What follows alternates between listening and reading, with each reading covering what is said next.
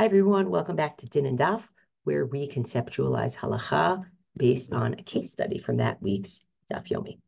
So this week's conversation is about a very fundamental question, which is how are we to understand when pesukim in the Torah that seem to mean one thing in the pshat, plain contextual meaning of the text, mean something completely different and maybe even conflicting in the way that Chazal interpret and apply them halachically. And a quintessential example of this comes up in the daf this week on Pei Gimel Amud Bet in Bava Kama to Pei Dalet Amud Aleph. The terminology in the Torah of ayin tachat ayin, taking an eye for an eye, and other such eye for an eye type punishments, is interpreted by Chazal not as if somebody knocks out someone else's eye, God forbid, then their eye needs to be knocked out as a punishment, but rather monetary compensation, mammon, that if somebody, God forbid, blinds someone else, their punishment should be a monetary compensation. Now, first of all, how did Chazal get to that? And second of all, on what authority are Chazal able to offer us an interpretation that is halachically applicable? This isn't just for sort of a nice Dvar Torah in shul. It's halachically applicable. So on what authority are Chazal able to give us such an interpretation, which seems to undermine the plain meaning of the text? And a lot of ink has been spilled on this question in general, the relationship between pshat and drash, between the plain contextual meaning of verses of pesukim and the rabbinic interpretation or expounding upon a verse. I would actually recommend two books if anybody's interested in this question, Bigadol. And I'm going to share my screen to show you the cover of these books, because sometimes it's like, something clicks when you see it. The first book that I would recommend is a book that is called, it's written by Jay Harris, who is an academic, Professor Jay Harris. And the book is called How Do We Know This? Now, don't judge a book by its cover because it looks very, I don't know, it kind of looks like it's about Hanukkah, which is interesting, even though it's only a 7-branched menorah, but you kind of look at it and you're like, wait, what's going on here? But How Do We Know This is actually a study of the way that different Jews, whether kind of authoritative or less authoritative throughout history, have understood midrash, meaning have understood the rabbinic interpretations of pesukim that don't necessarily comport to the meaning of the pasuk itself, the plain meaning of the pasuk, but moreover, the whole practice of rabbinic interpretation of a pasuk being authoritative. And it goes from, it really is a span of centuries, which is pretty remarkable. The second book that I'm going to suggest is something that is not academic, but something that is traditional.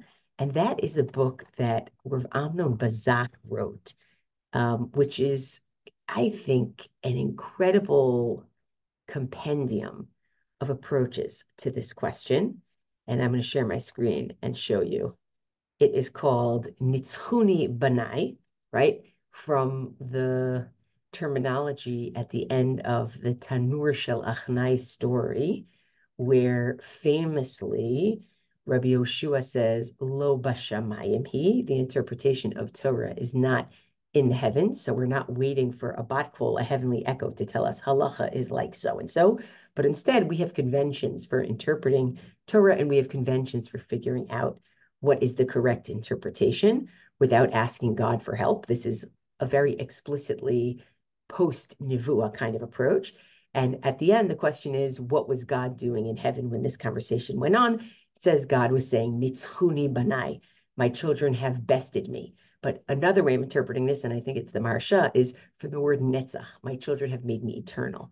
Meaning, if we can figure out ways to interpret the Torah that don't rely on Nevuah, then we can continue to have Torah in our midst and continue to have it be relevant and understood and connected. It is a fabulous, fabulous book, and it's written in Hebrew, and you can find it in on Ivrit Ayin. It's an app that's an ayin with a little chirik underneath, It's basically like an online reading app of Hebrew books. It's pretty fantastic. But all that is to say, there is a lot more to this conversation than what I'm going to put out here today. What I'm going to put out here today are three approaches specifically to how it is and why it is that the interpretation of ayin tachat ayin is mammon, is money in Chazal, and why that is considered authoritative or how that is considered authoritative. You can apply these three approaches more broadly to other examples as well, but I wanted us to actually focus on the example in particular. It's incredibly rich.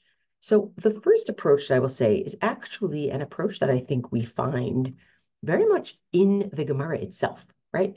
The Gemara is trying to figure out ayin tachat ayin as mammon. Why? Because that's the only way that the pasuk makes sense, right? Now, the Ibn Ezra continues in this kind of logic. Remember, we're talking about Ibn Ezra being the 12th century, and I'm going to share my screen. What the Ibn Ezra does is he quotes Rav Sadia Gaon. Now, Rav Sadia Gaon, living centuries earlier than he did, is kind of the king of Pshat, right? Meaning he is the one who started kind of the Pshat movement. And arguably one of the reasons why he needed to start the Pshat movement of trying to understand Torah in its Pshat, and more than that, trying to argue that the way that Chazal understand Torah is the real Pshat of the Torah, is because the Karaites were arguing we should not understand Torah through the words of Chazal. We should just understand it on its own terms. And so Rasadi Gaon essentially said, well, actually, let me explain to you that the way we understand Torah through Chazal is the same as understanding the Torah on its own terms. It is the way the Torah makes the most sense, even in its contextual meaning. So let's take a look. So Ibn Ezra quotes Rav Sadia Gaon. Amar Rav Sadia. Rav Sadia says, Lo nuchal lefarish zeh pesukim mashmao. We can't interpret this pasuk of ayin tachat ayin in its literal meaning. Ki im adam hika ein chavero. Let's say somebody hit their friend in the eye, meaning their fellow in the eye. V'sarash lishit or einav. That person lost a third of their vision. Ech yitachen sheyukam maka kazot. Is it even possible to then afflict the culprit with that same exact wound,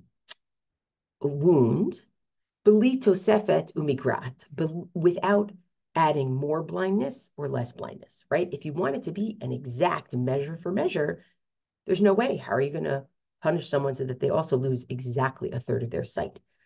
Ulayachshich or eino kulo. Maybe they'll lose all their sight when you try to punish them by getting rid of a third of their sight. V'yoter kashe, and you know what's even harder to try to do measure for measure? Hakviya, trying to do a burn for a burn. Va'apetza, va'chabura, different kinds of wounds. Ki'im hayu b'makom mesukan, because if these things were in a place that would endanger someone, if the wound was in a place that could be fatal, ulayamut, maybe the culprit will die. Ve'ein hadat sovelet. And you know what? The mind doesn't tolerate this kind of thing. In other words, what the Rav Sadia Gaon is saying is, don't you understand? Interpreting ayin tachat ayin or kviya tachat kviya or petzap tachat patza, etc., as the culprit has to pay money rather than the culprit is also going to get hit or wounded, is the only thing that makes any sense. How could you ever try to apply literal ayin tachat ayin? So Amarlo Ben Zuta, a well-known Karaite, responded to Rav Sadia, says, Valo katuv makom acher, but don't we have another pasuk, kasher yitain mum ba'adam, kein yinatain po, that exactly the blemish that you put in a person that should also be given to the person who is who was the culprit. Meaning, not just ayin tachat ayin, we have other places where it's very clear what you give is what you get. Va'agon heshivlo, and Rav Sadia Gaon responded to him, Yesh lanu bet tachat al. So he says, we have a bet that means al, meaning upon. So read it as, V'hinei ta'amo, here's the meaning. I'm going to read the beginning of the pasuk. Ka'asher yitain mumba adam, like a person gives a blemish to a person, kain yinatain alav onesh. Not you give the culprit the same wound, but you put upon the culprit the requirement to have some sort of punishment, namely money. Ben Zuta hishiv lo, and Ben Zuta says, well, what about the clause kasher asa kein yaselo? That which a person did should also be done to them. Va'agon hishiv, and the Gaon, Sfirsa Gaon says, well, let's look in other places in Tanakh. Hine Shimshon amar, Shimshon said, kasher asuli kein aselahem, what they did to me, I will do to them, about the Plishtim. V'Shimshon lo lakach neshotehem, Shimshon didn't do exactly what they did to him. He didn't take their wives and give them to other people. It means I give them what they're due, right? Meaning I punish them. It's a general terminology. It doesn't have to be literally what you did is done to you. Uvenzuta heshiv. So Venzuta says, okay, well, what if the person who gave the wound in the first place was poor? What's their punishment going to be? Meaning they can't pay. So how can it be? Va'agon heshiv, and Rav Sadigon says, well, I'll do you one better. Im iver ya'aver ein pikeach mayaselo. What if, under your understanding of the literal an eye for an eye, what if the person who blinded this person was already blind themselves? Ki ha'ani yitachen she'asher v'yeshalem. At least somebody who's poor, if what actually has to be done here is a payment of money, at least somebody who's poor might be able to, at some point, have money and pay, right? But if it's literally an eye for an eye, a person who's already blind, who blinded someone else, can never pay back, can never be punished. And here's the rule, meaning here's what we're to understand from all of this. Lo nuchal lefaresh al derech mitzvot haTorah pirush shalem. We cannot understand a full explanation of the Torah im lo nismoch al divrei Chazal, if we do not depend on the words of Chazal. Ki kasher kibalnu haTorah min ha'avot, just as we got the written Torah from our ancestors, ken kibalnu Torah sheba'al peh, so too we got the oral Torah from our ancestors. Ein hefresh b'nehem, there is no difference between them. Okay, and by the way, if you're wondering, why does the Torah say it like that if it really means mamon? Here's the explanation of ayin tachat ayin. It means ra'ui lihiyot eno tachat eno im lo yitin kofra. It would be fitting, it would be appropriate to take someone's eye if they blinded someone else, if they didn't give the kofar, if they didn't give the money, right? So what the Ibn Ezra is trying to do here in quoting Rav Saadia Gaon is essentially say, here's what we have to understand. Even when it looks like the interpretation of Chazal is undermining the plain meaning of the Torah, you're wrong. It's actually helping you understand the plain meaning of the Torah in a way that makes sense. Now, that is one approach, and very popular approach, to what we do when it seems that the relationship between Peshat and Derash is strained. So some people will argue, and this was actually a very popular 19th century and early 20th century approach. Some people will argue that what we're really doing is Chazal are helping us understand the true pshat of what's going on. It looks like the pshat is A, but when you really think about it, Chazal help you understand that the pshat is really B. So that's one approach, right? That approach does not suggest that Chazal are doing anything truly innovative, to be honest, okay? That approach is suggesting that Chazal are basically just uncovering the authority of the pesukim themselves, and thankfully, we have Chazal to do that for us, okay? That's one approach. Now, the question of, just as the Torah she-bichtav was transmitted to us, to the Torah she-ba'al peh was transmitted to us, is the Ibn Ezra hinting to the idea that they're not figuring this out on their own, but it's actually something that was passed down. So it's the real pshat of the Torah, but it's the real pshat of the Torah that maybe gains its authority from something that's been passed down rather than them figuring out themselves. I think that's a fair question, and it actually points us to our second explanation. Our second explanation, and none of these explanations are totally clear-cut and sit on their own. They all have a little bit of sort of like a, wait, what about this? What about that? And I think that's important because it's a very hard question. It's a very foundational question. Our second approach, we are going to look at the Rambam for our second approach. It's really interesting that the Rambam looks at or offers up the example of Ayin Tachat Ayin as mamon, as an example of Halakha leMoshe miSinai, right? Now, Halakha leMoshe miSinai is going to mean that a person, Chazal did not create it on their own. They did not understand it on their own. It doesn't really matter if that's the true pshat of the Torah. It is what we are supposed to do because it is given to God, from God to Moshe, and Moshe down to us. And take a look. This is in his introduction to his Perush HaMishnayot, as we call it, or Perush HaMishnah. This is an important principle that you should know. That explanations, interpretation of pesukim that have been accepted from the time of Moshe Rabbeinu,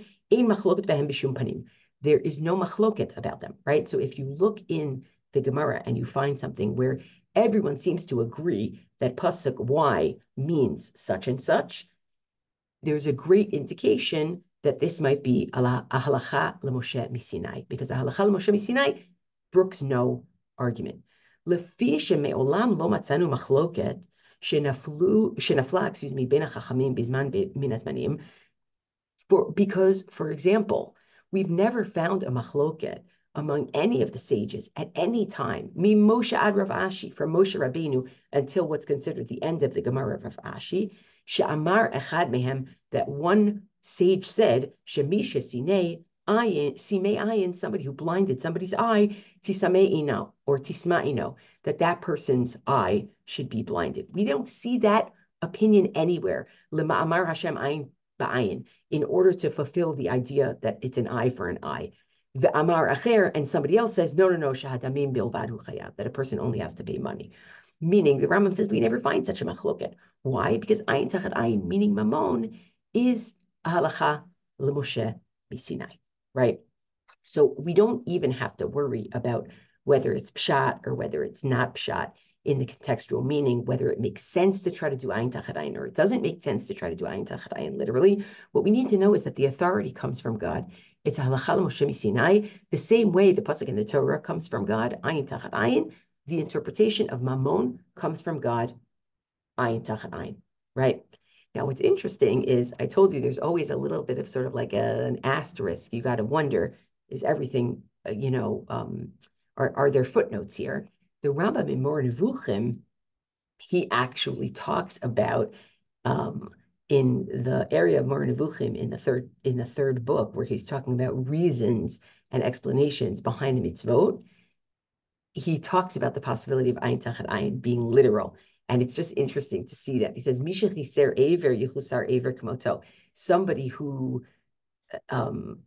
removed somebody else's limb should have their limb removed, meaning kasher yitain mum ba'adam kein yinatain bo, as Ben Zuta quoted to Rav Sadia Gaon, when a person puts a blemish in someone else, that same blemish should be given to them. But al tasik machshavatcha bazeh. Don't worry about it. Sha'anu onshim kan betashlumin, that we don't do that literally, but instead we say that it's money. Ki matrati achshav, right now my purpose in writing this is latei tam lektuvim. I'm trying to give reasoning to the pesukim, v'lo latei ta'amim lahalakha, and not to give reasoning to the, and maybe here halakha he means law, and maybe here halakha he means tradition, right? Like the way that the Gemara uses hilchata, and it often means that something is a masorah, like a halakha leMoshe miSinai, right? Even though about this halakha, I have an opinion that I will only say orally, and I will not write down. Now, what does that mean? He's admitting that there is a clear gap between the plain meaning of the verse, which seems to mean if you do something to someone else, your punishment is that that same wound is inflicted on you. And the halakha, which he may mean here law, or he may mean here halakha leMoshe miSinai, like the misorah of what we do halachically, of no, you only pay money. There's clearly a gap between them. And In Mor Nevuchim, he says, I'm trying to explain the pshat, and I'm not trying to explain the drash and the way we act halakha. And this last sentence is really sort of like an invitation where he says, oh, and by the way, about this tradition, I do have what to say, but I'm not going to put it in writing. Right? So there is something, if you look at Rav Bazak's book, he does treat this a little bit and suggests that Rav Avram ben Arambam, the Rambam's son, talks about this a little bit. So it's interesting, not for now, also not something that I know what he really means, right? It's speculation. But suffice it to say, this is our second approach. Our first approach was, no, this really is the pshat. Whether Chazal get it from, Kabbalah, they learned it from earlier, but it really is the pshat because it's not possible for ayin tachat ayin to be really meted out in a way that is fair, that is just. Second approach is, no, there's a clear gap between the pshat and the drash, but know that the drash is halakha leMoshe miSinai, okay? And that's where it gets its authority, right? Its authority is from God. Now we get to the third approach. And the third approach, I would say, is the most Pandora's box approach. And the reason why it's a Pandora's box is because it tries to deal with the possibility that there could be a gap between the meaning of the pasuk in its literal context and the way that we understand it, la halakha, but that is not, the gap is not made up by its halakha Moshe miSinai, God had to tell it to us. The gap is actually made up by the authority of Chazal to interpret pesukim, right? The authority of Chazal to interpret pesukim. Now, why is this a Pandora's box? Because the question of who is authorized to interpret pesukim against their grain, against their literal meaning, this is a major question in Jewish life, right? And certainly Orthodox halakha is very clear that we do not have the authority to change the meaning of pesukim anymore. So are we saying that Chazal did? Are we saying somebody in the future will? Are we saying that nobody can? Are there certain kinds of interpretation that can change? So I just want to show you two interesting texts that relate to this. One that feels very open, and the other that's trying to give you parameters around it, okay? So the first is Rav Moshe Shmuel Glasner, the Dor Revi'i, very interesting person. We're talking late 19th century, early 20th century. And he says, and you have to remember that when people write these things, they have certain guardrails in mind, even if they don't say them. So assume that he has certain guardrails up, but we don't know precisely what they are, okay? So he says the following.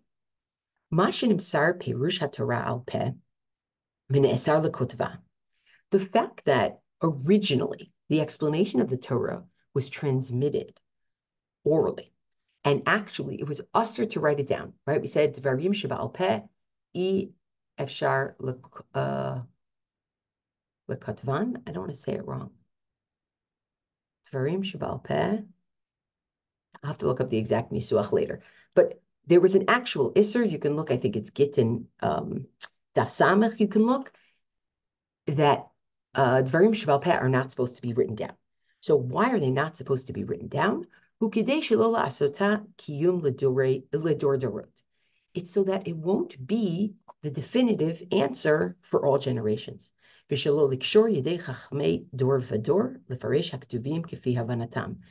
as not to tie the hands of the sages of each generation who want to interpret the pesukim based on their understanding. Because only in this way, meaning by allowing the sages of every generation to be able to interpret Torah, Torah, is Torah actually eternal?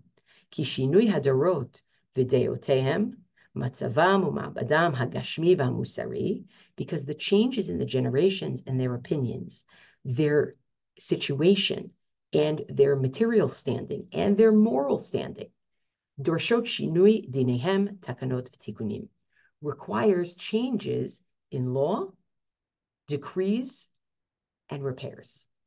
Wow, right? It's essentially saying as things change, whether it's material conditions or moral understandings, we need to be able to have Torah relate to our understanding, to the sages of each generation, right? And we may need to have changes in dinim, in laws, takanot, decrees, and even tikunim. We need letakein, we need to fix things. Shehi chokhmah nifla'a mechokhmat Torah. That is the brilliance of Torah. Shemasra lechokhmei kol dor perush haTorah. That each generation of sages is given the possibility of interpreting the Torah, kidei shtiyeh Torah chaya, so that the Torah will live im ha'umah, with the nation, umitpatachat ima, and will be developed along with it. V'hihi nitzchiyuta, and that is the eternity of Torah. Wow, you could see how, on the one hand, things like, Takanat Rabbeinu Gershom, Ashkenazic man not allowed to marry more than one woman. You could see how that is clearly something that was a change that was required based on the moral understanding and probably also some of the material conditions of Jews at the time, right? In the Torah, a man is allowed to marry more than one woman, but Rabbeinu Gershom says, no, you can't, right? Now, what other kinds of changes would Rav Moshe Shmuel Glasner be willing to brook? To what extent? Like, could rabbis today say ayin tachat ayin only means money if we had been doing an eye for an eye literally for the past 2,000 years? He doesn't say, question mark, right? But Rav Kook, in having a conversation that is connected to this question of what is the authority to interpret Torah and to understand Torah, he's very clear, given that Rav Kook's understanding of Zionism is messianic, his understanding of a return to Eretz Yisrael is not just a resettlement of the Jews in their land, but actually ushering in a messianic redemption. He sees that as part of that messianic redemption, there will be a reestablishment of the Beit Din Hagadol, a reestablishment of the Jewish Supreme Court. And that Jewish Supreme Court will actually be able to do things like this. Let's take a look. Okay, Rav Kook. Umash anochi omer. This is what I'm saying. And this is, he doesn't start in on the messianism yet. He just starts in on the idea that Torah itself is multi-layered. It's multivalent in its meaning. Umash anochi omer, that which I say, shahayidiyah elyonah hasokeret kol ha'ma'asim merosh ve'ad sof, that the supreme knowledge, right, meaning like divine understanding, which can see all things from beginning to end, he sovevet et kol haTorah kula, that is surrounding the entire Torah. He amitat kabbalat omachut shamayim, right, and this is part of the truth of accepting the yoke of heaven. She'uchneu merosh kol hasibot shesavu havanot v'hargashot lavo lidei hachlatot b'chol dor v'dor karoi v'chanachon. He says, understanding that that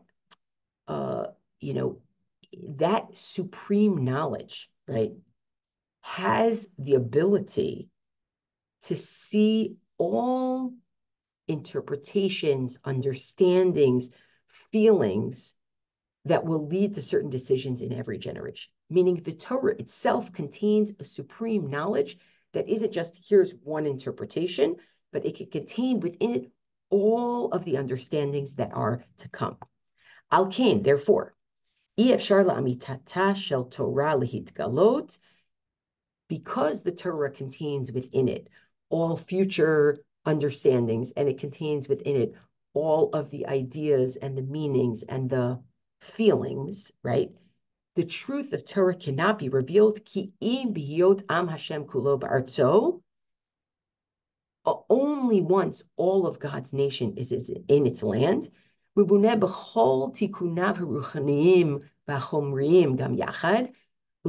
in a state of full repair spiritually and materially. And what's going to happen then? That's when the Torah Sheba'al Peh is going to return to its full strength. Lafi hakarat beidin hagadol hayoshev malkom asher yivchar Hashem al kol davar asher yipalel mishpat. based on the recognition of the great Beit Din that will sit in the Beit HaMikdash and be able to judge all things that are confounding.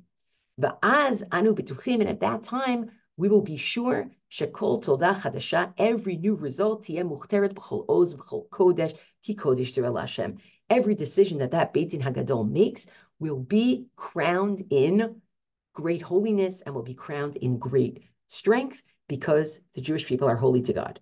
Ve'im tipol she'ela al eze mishpat shebat Torah, and if there falls out any question on a law in the Torah, shelafi musagei hamusar, that based on the moral concepts of the time,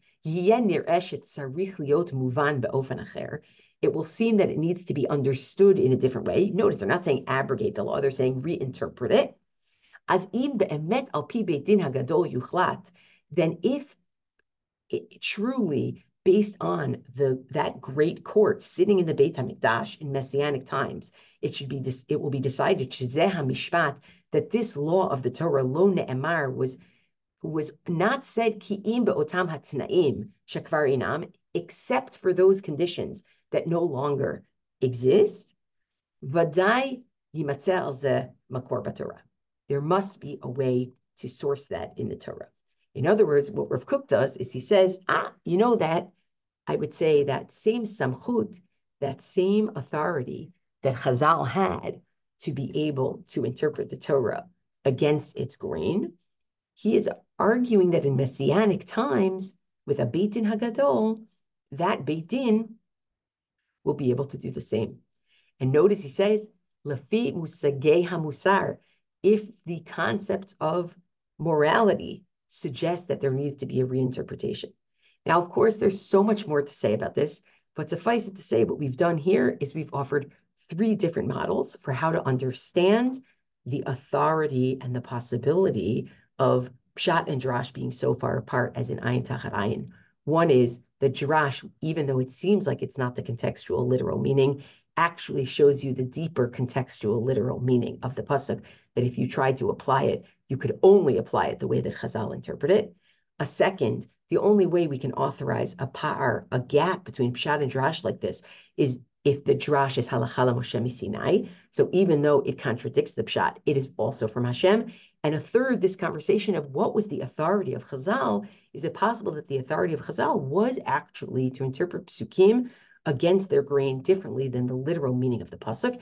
And Rav Kook, in a very sort of provocative way, asking the question or making the assertion that in Messianic times, once you have a Beit Din Hagadol, they will also have that samchut. They will also have that authority. So I hope this has been good food for thought for you, and enjoy the rest of your learning this week.